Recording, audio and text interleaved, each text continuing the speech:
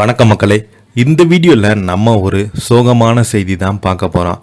பிரிந்த கணவர், கைவிட்ட சினிமா, ஒரே அறையில் 36 ஆண்டுகளாக வசித்த நடிகை, ஒரிஜினல் நீலாம்பரி கடைசியில் சந்தித்த சோகம். இணையதளத்தில் வைரலாகும் செய்தி. யார் அந்த நடிகை, அவங்களுக்கு என்ன பிரச்சனை, அவங்களுடைய சோகமான கதையை பற்றி தான் நம்ம இந்த வீடியோவில் பார்க்க போகிறோம்.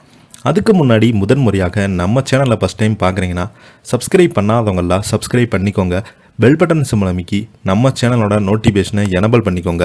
நாங்கள் போடுற வீடியோ எல்லாமே உங்களுக்கு உடனுக்குடனே வந்து சேரும். வாங்க என்ன தகவல், என்ன செய்துன்னு இந்த வீடியோவில் விரிவாக பார்த்து தெரிஞ்சுக்கலாம்.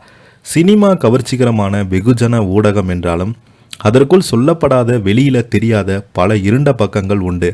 அப்படி ஒரு நடிகையினுடைய வாழ்க்கை பற்றி தான் நம்ம இந்த வீடியோவில் பார்க்க போகிறோம். இந்த நடிகை தனது அற்புதமான நடிப்பால் பெங்காலி மற்றும் இந்தி சினிமாவில் தனது பெயரை பெற்றாங்க. பொழுதுபோக்கு மற்றும் கலைத்துறையில் அவரது பணி சர்வதேச பாராட்டுகளை பெற்றுக் கொடுத்தது. 1963 மாஸ்கோ சர்வதேச திரைப்பட விழாவில் சாத் பாக்கே பந்தா படத்திற்காக சிறந்த நடிகைக்கான வெள்ளி பரிசை வென்றாங்க. அதே நேரத்தில் 1972 இந்திய அரசாங்கத்தால் அவங்களுக்கு பத்மஸ்ரீ விருதும் வழங்கப்பட்டது. அவங்க தான் நடிகை சுசித்ரா சென். வங்காளத்தில் மிகவும் மதிக்கப்படும் நடிகையில் ஒருவரான சுசிதா ஏப்ரல் 6, 1931 அன்று பிறந்தாங்க. 1955 வெளியான தேவதாஸ் திரைப்படத்தில் தலக் மஜ்மூத் பாடிய இந்த பாடல் சுசித்ரா, திலீப் குமார் மற்றும் வைஜெயந்தி மாலா ஆகியோரை மையமாக கொண்டு படமாக்கப்பட்டது. பிமால் ராய் இயக்கிய இந்த படம் காதல் மற்றும் மனவேதனையில் உன்னதமான கதையை சொல்கிறது.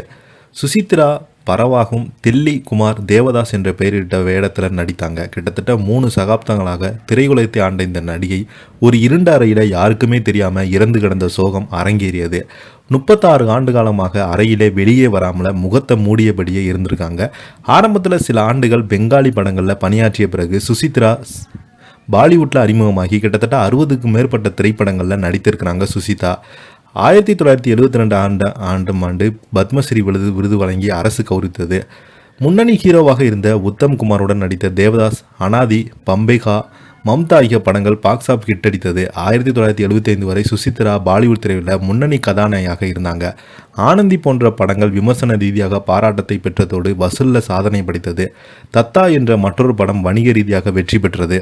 சுசித்ரா இளம் வயதிலேயே திருமணம் செய்து கொண்டாங்க. அவரது கணவரும் மாமியாரும் அவர் திரைப்படத்துறையில் தொடர்ந்து பணியாற்றுவதற்கு மிகவும் உறுதுணையாக இருந்தாங்க. சுசித்ரா தனது சினிமா வாழ்வில் தீவிரமாக இருந்தாங்க. அது ஒரு கட்டத்தில் அவருக்கு ஆபத்தாக மாறிட்டது. தனது குடும்பத்திற்கும் கணவருக்கும் போதுமான நேரத்தை அவரால் ஒதுக்க முடியல. இதனால் இருவருக்குமே இடையான தூரம் அதிகரித்து சண்டைகள் தொடங்கியது. இந்த நிலையில தான் கணவர் மதுவுக்கு அடிமையாகி சுசித்ரா விட்டு அமெரிக்கா சென்றார். கணவர் 1970 இறந்தார். இதன் காரணமாகவே சுசித்ரா படிப்படியாக படங்களை நடிப்பதை நிறுத்திட்டாங்க. 36 வருடங்கள் ஒரே அறையில் தன்னை பூட்டி கொண்டாங்க. யாரையும் உள்ளே அனுமதிக்கலை. இறுதியாக சுசித்ரா 83 வயதில் அதே அறையில் மாரடைப்பு காரணமாக உயிரிழந்ததாக சொல்லப்படுகிறது. இதை பற்றி நீங்கள் என்ன கீழே உள்ள கமெண்ட் பாக்ஸில் மறக்காமல் பற்றி விடுங்க. இந்த வீடியோ உங்களுக்கு பிடிச்சிருந்தா லைக் பண்ணுங்கள், ஷேர் பண்ணுங்கள். நன்றி, வணக்கம்.